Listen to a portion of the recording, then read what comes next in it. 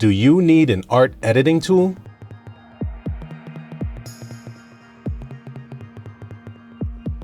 Hey, I'm Jonathan with App Axis, and I help independent healthcare providers and local businesses reach their audience in a mobile-first world. And if you want more reviews and more tips and techniques that'll help you reach your audience, go ahead and hit that subscribe button. Let's get started.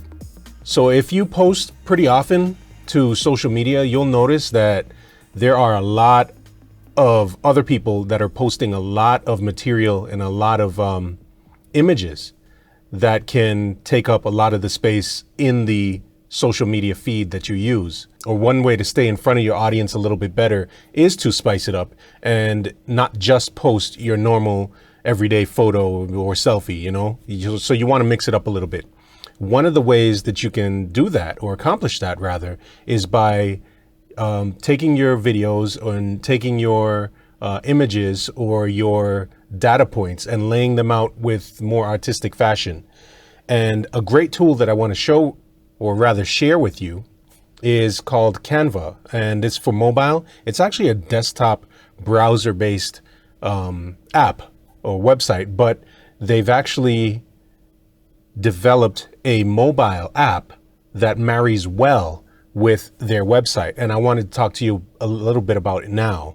So let's go ahead and look at some of the settings that we got here. So once you open up the app, Canva, you get sent to this opening page. And it basically has a layout of all the different templates, if you will, photo collage, presentation, social media. But way at the top here, it actually has all the dimensions that you need for your Instagram stories, your Instagram posts, Facebook posts, and these things. So let's go ahead and say that I am going to post a video and I wanted some channel art or a thumbnail for my YouTube video. So I go ahead, I see YouTube channel art. I think that'll do. All right, let's go ahead and click it. From here, they have a whole bunch of templates that you can use. And that's actually one of the things that I do like about Canva are the vast amount of free templates that people have contributed to the platform. And let's go ahead and choose one.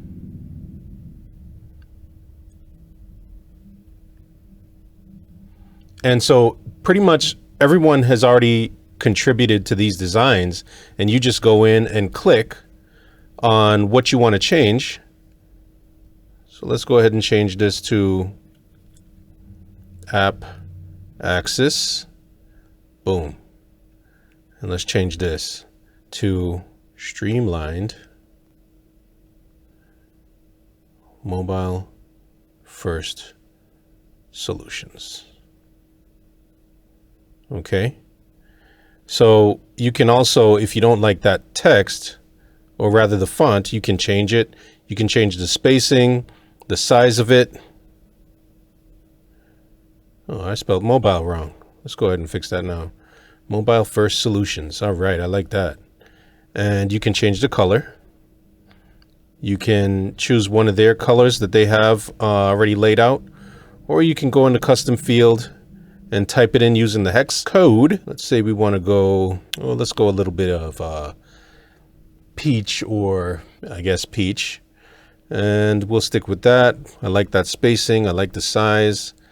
The good news is that they have all these alignment tools, so you can get it right where you want it. And you can center all your material. Let's go ahead and move that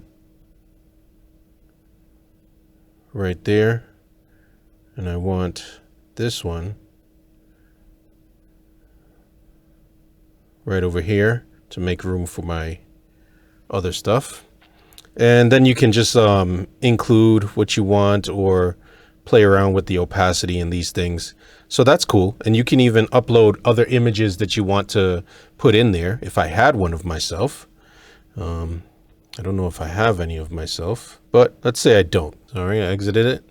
Okay, you can use their images by going to image and searching for, let's call it computer. Let's say I like that one. You can go ahead and move it around however you want it.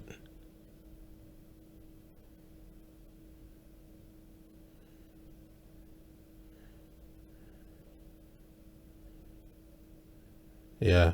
So what I'm noticing right away is that it's so small. The interface is so small that you prone to what could be disaster. So you'll spend a lot of time making sure that you don't mess things up. So that's one thing to keep notice of. But you have the undo and redo buttons. And then let's say you like that, you can go ahead and download it.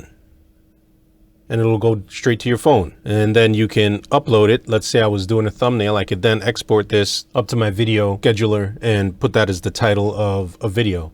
So that's great. Let's check out some of the other stuff it's got going on here. Let's say, so this is what I like, is that it integrates well with your the desktop version. So all of these videos, or all of these templates here are mine. And so I can go in and look at some of the older stuff and use those as templates that I already know work well for me with my colors already selected in it. And it'll marry well with the desktop. That's great. That's a win. Another thing that I wanted to show you was that if you ran into problems, you can get help. And they have a series that you can go ahead and go through, and they'll probably give you some answers about whatever, and they'll talk you through how to solve it. Also, you can report technical issues, so that's convenient. So that's cool. Now let's talk about what you can do. I'm using the free version right now, which is limited, but it's still powerful, as you can see. But if you wanted to pay for the pro version, you get a lot more options in the way of templates and other things that help you make your videos. And that's $13 a month, or for a year, it's $120 for the year. So it's a reoccurring cost. It's not a one-time purchase. So some people may conclude that that's a negative. Yeah, it's a great tool. I think it integrates well with the desktop, which is where I tend to do most of my video editing and thumbnail editing. If you're somebody that likes to use artwork for your Instagram stories or your other images that you may post on Facebook or LinkedIn, then this will come in handy, you know. So yeah, give it a look.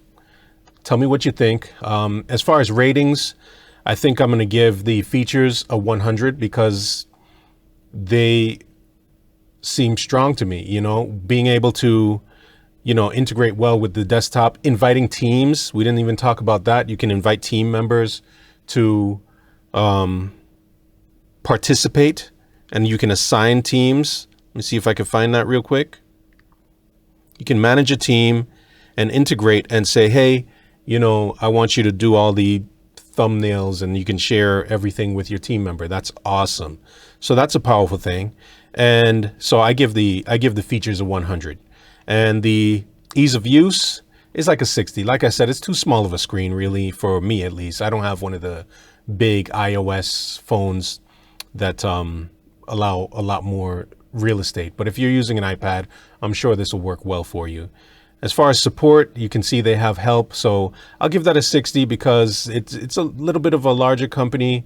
They do have a good layout as far as answering questions, but it's a larger company. You never know, if you have some unique problem, it might be harder to get in touch with them. But that's, you know, I can't give them 100 because they're not, I can't be sure if they are as good as Marco is for Overcast app, who is extremely well at responding to his audience. Usually smaller companies are.